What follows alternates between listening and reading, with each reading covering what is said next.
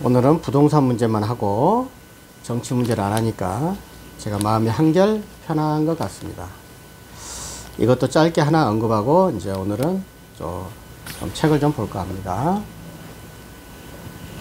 사실은 제가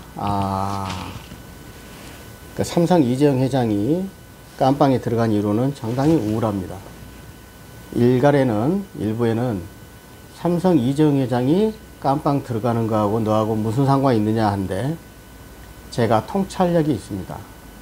이미 우리나라는 생각을 해 보십시오. 마윈이 있죠, 중국에. 예를 들면 중국에 마윈이 있다 그러면 한국에는 이재용이가 있다고 생각합시다. 시진핑이가 마윈을 다 털어버렸죠. 기업을 다 가져갔습니다. 한국에 지금 A4 용지가 삼성 이재용을 털어버렸습니다. 그러나 중국은 공산주의고 공산당이고 한국은 자본주의, 자유시장 경제를 지향하는 자유민주주의 국가입니다. A4께서 훨씬 더 악랄하다는 얘기입니다. 이게 우리나라의 사회, 이제 앞으로 이걸 기점으로 해서 모든 사회주의 정책에 미치는 파장은 엄청날 것이라고 저는 예측을 합니다. 그게 대책을 저도 미리서 세우겠습니다. 여러분들은 항상 하는 얘기죠. 비 맞으면 끝날 일을 멍청하게 있다가 쓰나미 당해서 함께 쓸려가는 우를 범하지 말기를 바랍니다. 자, 음마아파트 문제입니다. 음마아파트 전셋값이 계약갱신 청구권이 아니고, 정확히 조문어만 이야기합니다. 계약갱신 요구권으로 바꿔놨어요, 이 정부가. 왜? 청구권이라는 건 원래는 채권이기 때문에 강제 조항을 못해요. 그래서 꼼수를 쓴 거죠. 계약갱신을 요구할 수 있어서 임대인은 거부할 수 없다, 이렇게 만든 겁니다. 아무튼 음마아파트는 4414세대인가 24세대인가 제 기억에 그 많은 세대가 있습니다. 음마아파트는 31평하고 34평으로만 이루어졌어요. 그러니까 거기에 사는 사람들은 수준이 전부 거의 동일해요.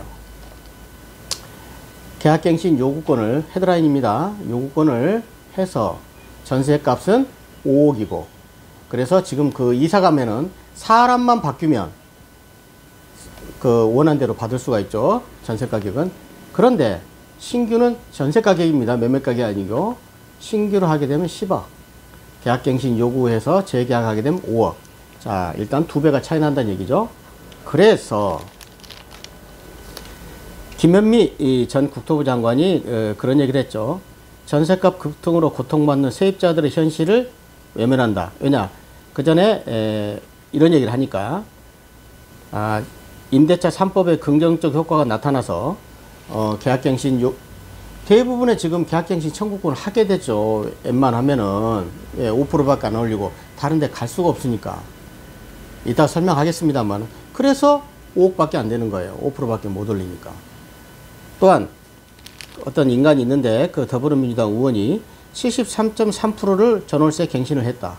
그래서 긍정적인 효과가 나타나서 임차인들한테 유로울 것이라고 합니다. 자, 이로운지 안 이로운지 제가 설명을 드릴게요. 그 다음에 이제 또 그 쓴소리 하나 했죠. 저도 알고 있는 고종환 한국자산관리연구원장이 다 앞에 있는 말 다 빼고 결과적으로 2년 해서 4년 지나고 나면은 일단은 그 사람들한테 새로운 계약을 하게 되잖아요. 임대인 입장에서는. 자, 2년 더 해서 4년으로 늘어난 것 뿐입니다. 그래서 고종환 씨가 이런 얘기 합니다. 나중에는 2년 뒤에는 급등한 전셋값을 감당하지 못해서 자기가 살던 지역에서 밀려날 가능성이 있다. 당연한 얘기. 그러니까 너무나 당연한 얘기를 하고 있는 거죠. 근데 이거를 민주당 의원이나 이제는 변창흠이가 그런 얘기 하겠지만, 김현미 전 그 장관은 계속 자기들 통계만 외고 가는 거죠.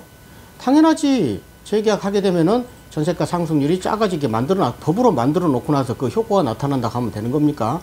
또 한 가지, 그렇게 2년 하게 되니까 물건이 안 나와요. 여러분, 나오겠냐고요. 그 물건이 2년마다 시장에 나와야 선순환으로 다시 들어갈 사람이 있는 건데, 그 4424세대가 4424세대인지 14세대인지 그래요. 4414, 4424 이렇게 외웠는데, 근데 그 물건이 지금 전세가 씨가 말려버리는 거는 이사를 안 가니까. 그럼 그 4년 후에 그 사람, 그러니까 자, 계약갱신 요구권으로 해서 전세가 씨가 말랐다 안 말랐다? 말라버렸다. 그러면 2년 후에는 그 해결책이 되냐? 안 된다. 결론이에요.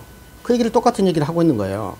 그래서 어떤 또 하나 어떤 그 인간은 결국은 모두 2년만 그냥 엄발의 오줌누기다 이거죠. 2년만 유예된 것이지 결국은 모두 누구 부담으로 간다? 임차인 부담. 자, 결론 2년 동안 5억에 살았어요. 또 4년 동안도 5억 뭐 좀 올려주고 한 뭐 5% 올려주고 살았다 해요. 그러면 4년 후에는 어떻게 할 것이냐? 지금은 10억인데 4년 후에는 그 뒤로 12억이 됐겠죠. 이해가 가십니까? 그럼 그 사람이 어디서 돈이 있어요? 그 전세금도 융자 받았을 텐데.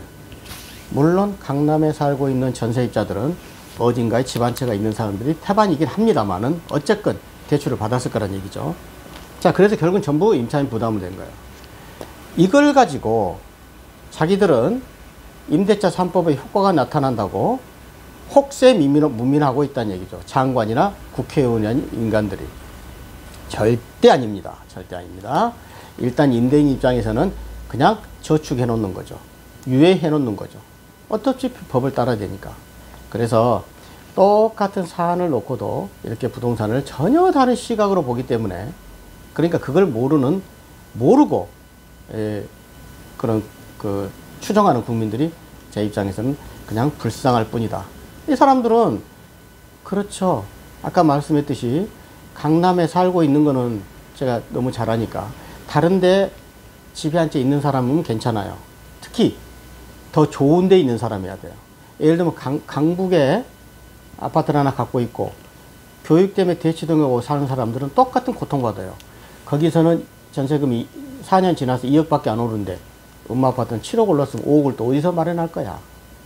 아예 무주택자들은 대치동에 살지도 못하고 이제 전부 저 외곽으로 밀려나야 되는 거고. 그러니까 제가 이야기합니다. 그래도 어쨌든 전문가니까 이렇게 입 바른 소리만 해서는 안 된다는 거예요. 제가 이미 4, 5개월 전에 해가지고 수만 명이 제가 그 조회수가 있더라고요. 임대차 2법, 3법을 시행하는 순간 전세는 씨가 마를 것이다. 엄청나게 많이 봤잖아요. 그게 현실화 된 게 지금 2, 3개월 전이고 예측이 다 거의 다 맞아갑니다. 예. 한물을 21년 팠는데 그게 뭐 안 보이겠냐고요. 그러니까 어쨌건 지금 현재 계약갱신 요구권하고 신규하고는 지금 2배 이상 차이 나는 건 너무나 당연한 거다.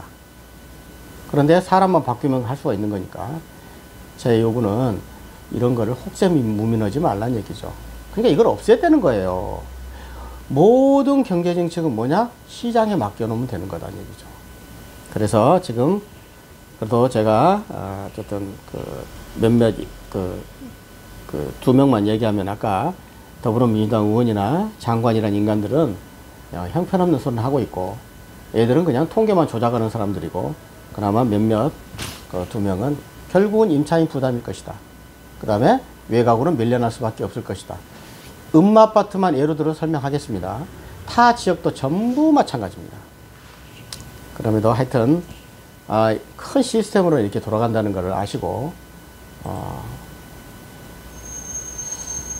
또 한 가지를 설명하려고 하는데 길어지니까 이 정도로 해서 마치겠습니다. 감사합니다.